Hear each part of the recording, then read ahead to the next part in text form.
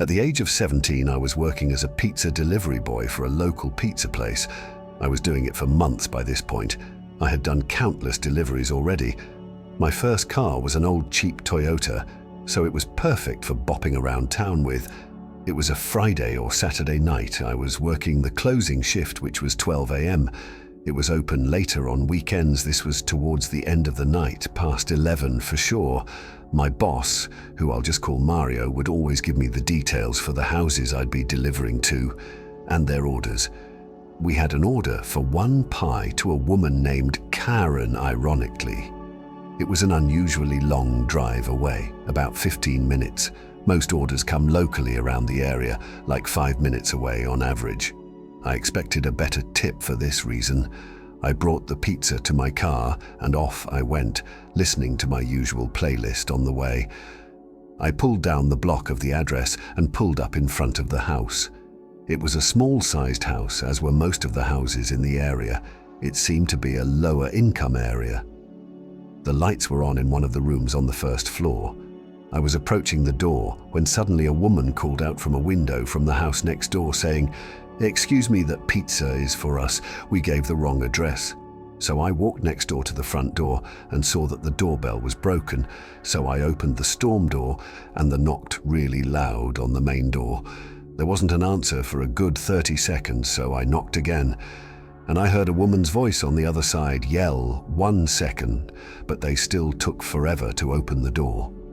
Another minute passed before the door finally opened, and a woman in probably her mid-40s answered the door. She right away smiled at me and gave this flirtatious heed to toe, stare at me as if she were checking me out. She said in a very loud voice, "Chels, come look how handsome the delivery boy is." Another woman about the same age came over to the door, and she did the same thing. Right away I felt my cheeks getting red, as I was a bit shy around older women like that. The woman who opened the door, who I'm assuming was Karen, asked me what time I'd get off work. That was when I started getting really nervous because I wasn't good at flirting with women at that age. I said this is probably my last delivery, and that one of the women asked me if I wanted to come in and have some wine with them. I knew my friends would all rip on me forever if I blew this opportunity, so I said, "Yeah, sure." They asked how old I was, and I said 21, and then they both left, and one of them said they don't care from under 21. They told me to sit on the couch, so I did, and they both sat on either side of me. This whole encounter felt too good to be true to me. Nothing like this had ever happened to me before. I had a feeling these two women were already very drunk. From here, the women are both being very flirty with me, commenting on my dimples, saying how cute my shyness was, and all this stuff. I was drinking some wine, pretending like it didn't taste disgusting to me because I didn't drink wine at that age at all. The woman Chelsea started saying that they want to show me something in the basement. I laughed and said, "What is it?" They both laughed and said it's a secret, but that I'll like what it is. They wanted me to go down first. Honestly, I had my own fantasy about what was going to happen in the basement. Unfortunately, it was nowhere near that. I walked over to the doorway of the basement and looked down into the darkness below. I looked back at them and noticed they weren't laughing anymore. They had these blank faces. Only until they noticed me, looked back at them, and they started to laugh and smile again. I said in a firm voice, "What's down there?" They said, almost in unison, "It's a surprise." I started to walk slowly down into the basement, asking where the light switch is. One of them said, "Leave the lights off." Now this part I'm not 100% certain of, but I was looking down into the basement and I thought I saw something move. Something as in a person's arm or hand. I turned around and saw the two women weirdly creeping towards the door sneakily. I stepped out of the basement and shut the door. I told them I need the money for the pizza as I nervously walked around them closer to the front door. This was when I spotted the towering huge man standing in the doorway of an adjacent room, probably the kitchen. His 5 words have stayed with me all these years later. He said, "Let's just make this easy." I turned for the door and said, "The pizza's free." I've run to open it and slammed it behind me, only to hear it open seconds later. I got in my car, locking the door first thing, and that man was already outside my passenger side window looking in. He tried opening the door and then knocked on the glass. I put it in drive and got out of there not looking back. I got back to work and told my boss what happened and why I came back empty-handed. He and the rest were in shock. I called the non-emergency number to report what happened just in case. If anything else should be reported at that address again, the police would know something awful is going on in that house. Another trap I was about to walk into. Thank God I didn't find out what it was. When I was 19 years old, I was still working at a nearby pizza place to help pay for food and gas and stuff. The job was always pretty easy, just taking the order, boxing up the food when it's done, putting it in a bag and driving it to the given address. I'd done it a million times before and nothing weird ever happened. It was very repetitive. Tips would usually be around $3 to $5 depending on the distance. Sometimes more generous people would give 10 or more though. I remember this order was just a chicken parm hero and a regular slice. Smaller orders like this usually yielded lesser tips, but I didn't have a choice in which deliveries I did. I was on my way to the address, and of course the house was apparently on a dead-end block. This block had a more rural feel to it than the rest of the neighborhood. One of the houses had an RV sitting on the grass with a small patch of woods next to it. The other houses looked like little farmhouses. There was a lot more space on this particular street. Then I pulled up to the address. It was this small, weird-looking house with a huge property though. It sat next to what appeared to be an abandoned house with overgrown grass and shrubs. It was probably around 6 p.m. and it was getting pretty dark out, so it was around the time people would start putting on their lights inside their houses. But all the lights in the house were off, and I noticed the front door seems cracked open. I began to walk over to the front door, and I heard a piano being played. It sounded like it was a couple rooms away at least, muffled by some walls or a door or something. I knocked on the door and then rang the bell after a few minutes. Only the doorbell didn't work. The piano was still playing. I felt weird just walking in, so I walked around the property towards the back. The backyard was a literal mess, things scattered all over the grass. I even saw a broken rusty chain link fence just sitting in the middle of the yard. I went to the back door and knocked really left. I looked through the glass of the door and saw nothing except for what looked like a really messy storm room. Clearly these people were not neat freaks to say the least, and nobody answered the back door either. I went back around front and called one of the guys of the pizzeria to confirm the address with him.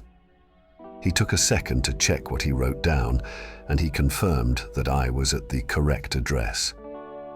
So I went back to the front door, pushed it open, and heard the creepy-sounding piano music still playing. I yelled, "Pizzas here." The piano stopped. Someone yelled over here. Then the piano resumed.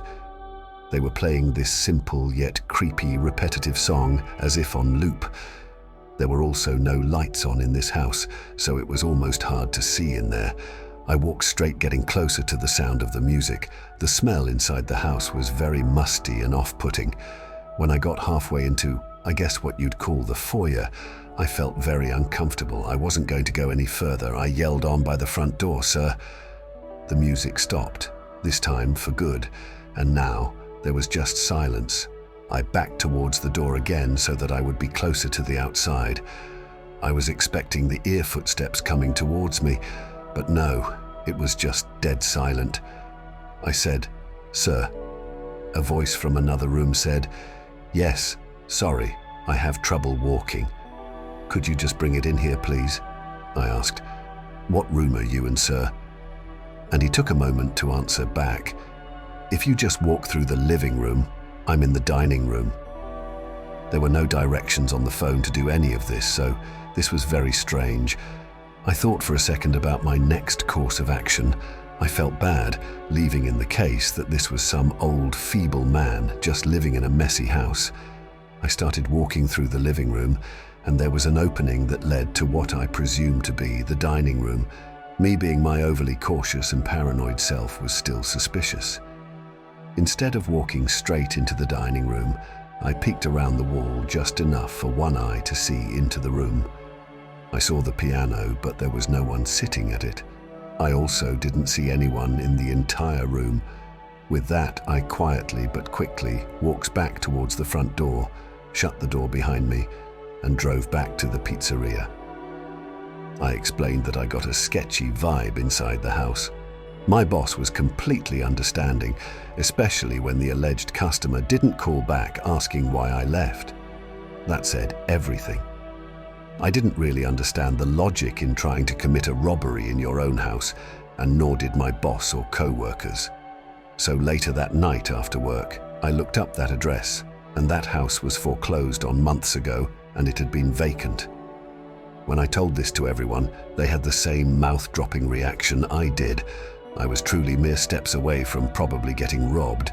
Someone was trying to play a horrible prank on an unsuspecting pizza delivery guy. It was my last week working at an Italian restaurant. It was a half pizzeria, half Italian restaurant, so my duties would switch from shift to shift. Sometimes I'd work the front register in the pizzeria, sometimes I'd be a busboy in the restaurant side, and sometimes I'd be doing deliveries. I liked doing deliveries the most because I'd make tip money. So it was ironic that I left this job with a horrible, scarring experience doing a delivery. It was a late night delivery. Of course, this is when the shady things happen. We got an order for 3 specialty pizzas. It was a big order, probably like $70 worth of pizza. It was on the bad side of town. This was already a minor red flag. Good thing I drove a crappy old Civic and wouldn't draw any negative attention out in that area, or so I thought. It was a 15-minute drive at least, and when I got to the house, I went up to ring the bell. The door opens within seconds, and this Latino man opens the door halfway, sees the pizzas, opens it fully, exposing the pistol in his hand. I'm not a gun person, but if I had to guess, I'd say it was a Colt 45, but I wasn't really paying attention to what kind of gun it was. My heart basically dropped out of my arse at the first sight of it, and realizing the situation. Then 2 more Latino men came to the door and grabbed me while the first one still had me at gunpoint. They were yelling in Spanish at each other. Then the guy with the gun says in broken English, "Give me all of your stuff." I said, "Okay," as I could barely breathe or speak due to my panic. I grabbed my wallet, which is all I could really offer him. He then yelled, "Phone," and I gave him my phone as well. It was a Motorola Razr, the iPhone of the 2000s pretty much. One of them even forcibly grabbed my wrist and yanked off my watch. Thankfully, it wasn't an expensive watch. After this, one of them grabbed my ID out of my wallet and read out my address. Then they threatened me, basically saying if I told anybody about this, they'd come to my address and kill my whole family. I said, "Okay, I understand," wanting to cry for help and for my life, but I couldn't. They then pushed me out of the house down the stoop, causing me to land on my hands and knees and start to bleed.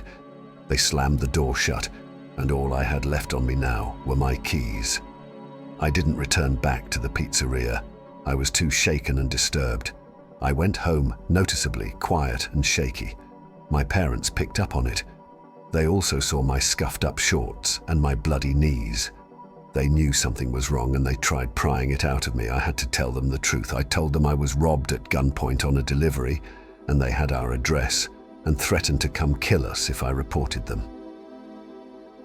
My dad, who had connections with the police department, right away called the number of one of his close friends, and they immediately did a background check of the person living in that house. His name was Rodrigo. He had 4 prior felony convictions. And so my dad, with the help of his police connections, ignoring the threat from the man with a gun, had a squad of police cars surround the house and enter the house with their guns drawn. I wasn't there, of course, but we heard a description of the scene through my dad's connections. 2 of the 3 men were still in the house and were arrested and charged. The man who had 4 convictions already got a life sentence. One of the guys by his side had a prior conviction and was sentenced to 5 years. The third guy wasn't in the house, and I don't think they ever found him. To this day, he's still out there for all I know, and on several occasions since then, I've woken up to sounds from outside when the windows are open, like footsteps on the side walkway to the backyard or the gate swinging open and closed. It could just be my imagination or being paranoid, but I do still worry for my and my family's well-being. Enough time has passed now that I think that man fled the country, or at the very least knows better than to ever show his face in this town again. But still, it is something that hangs in the back of my mind. Subscribe to my channel and don't forget to turn on notifications to see you in the next story.